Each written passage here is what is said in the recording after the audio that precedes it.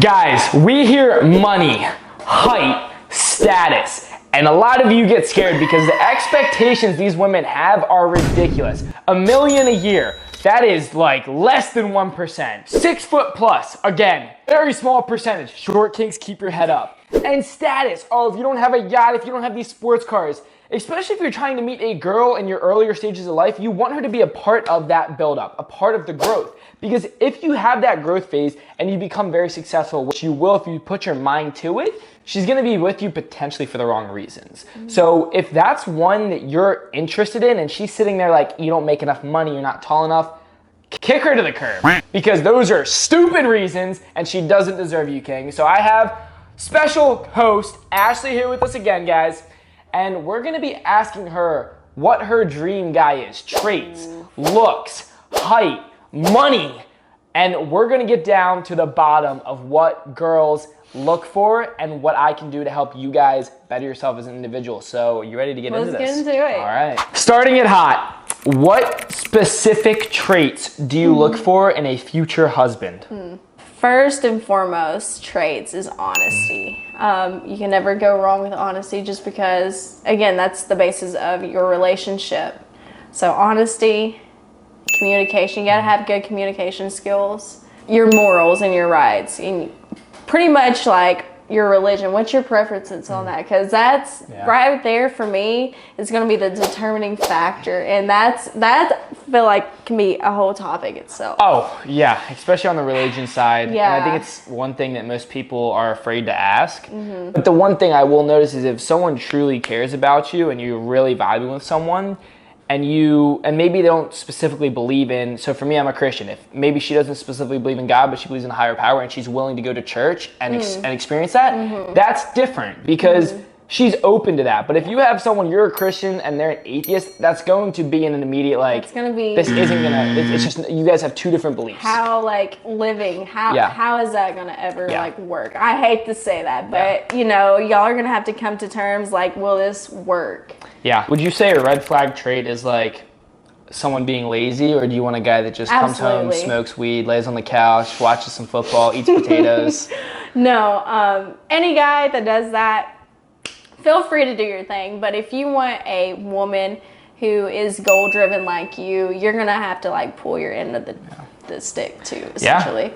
If you want a good woman and a wife, mother of your children, you're going to want to be that head of the household, work every day, doing your grind, like staying in the grind, you know, like no good woman is going to want a guy who just lays around, and vice versa. Like having a sugar daddy would be great and all of that, but you know, I would want to keep working, that way I can provide for my family as well, you know. How do you feel about generic roles? This is one thing I've talked about a lot before, and I'm a big believer in old school relationships where not necessarily the girl's not working, but I think the guy should do the majority of the working, and in turn the girl takes care of the cooking, the cleaning, things like that. And again, it's not to be sexist any means. Genetically proven, girls are better at cleaning tasks. And I think that's one thing that some people kind of got away from. And hey, I love cooking, so I'll still cook. Don't get me wrong.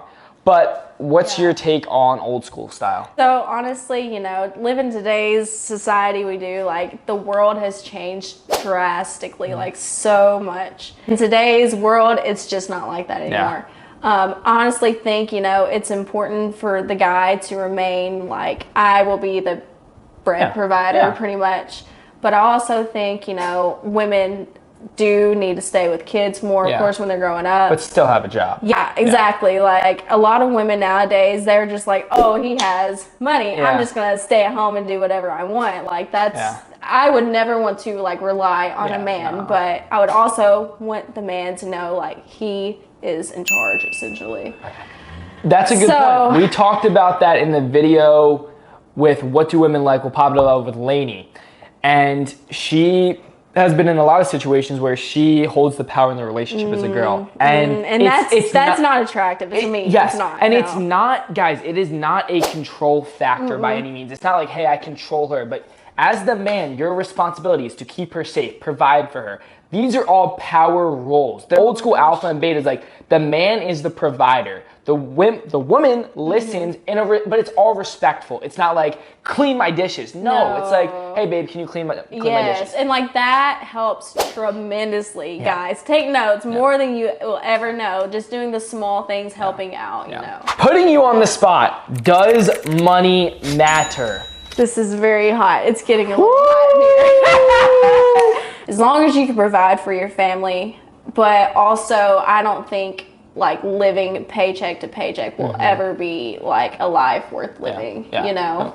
So going in, seeing how much a man makes, I don't think your relationship should be based off of that. Although it would be a flex to be like, hey, my man makes $1 million or whatever. But honestly though, is that ever gonna fulfill your happiness? Honestly, money is the root of all evil. I always believe that and I always will believe that. It is, it's a bonus almost. Don't let that be the happiness. If you're, you know, with your partner and you guys are loving your life, that money is only a bonus. Don't ever take advantage of it. Be grateful for it. Just to have that flexibility, that cushion, it takes a lot of stress off of you. So what she said is exactly right, where if a girl ever gives me clear signs like, hey, I want you for money, it's a big red flag. But if exactly what you said, where you're like, I don't care about money as long as we're making ends meet, but it's a bonus. There's things you can pick up if a girl's a gold digger or not. Like it's pretty simple. And I'm still a fan of like the first date, I'm always paying for. First date. But then as you go in a relationship, I think you just take turns. I think it's 50-50. Because it's only fair. If I want to go on like dates every week, I'm gonna be broke. I don't care how much money I make. Like to pay for 2 people every single week. Oh my gosh. So, you know, women, they take advantage of this so much. I hate to put you all on blast, but like stop depending on men to always pay. Like no. Do your part. A relationship takes 2 people, not just one. Yeah. So. Amen. Another hot take. Do you think, so this man that you've been describing, will you find him at bars and clubs? Because I think there are too many people out there that set the expectation that they're gonna find this perfect person for them at bars or clubs. I've always kept this in mind, like you're gonna find like the love of your life essentially when you least expect it, when you're not looking for it. And as bad as I hate to say it, probably your man is probably not gonna be in a bar or club, honestly, unless it's like a blue moon or something. But you're gonna find it when you least expect it. I don't know where it is. I've had this might be another hot take topic, but like finding men in the gym.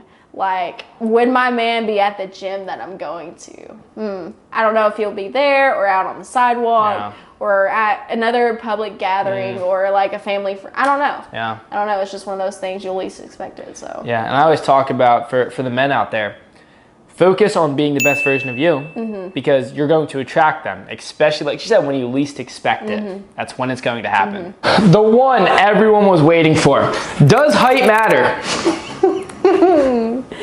Oh boy, this is a very hot one itself. Honestly, I hate to say it, but I think to an extent height. No!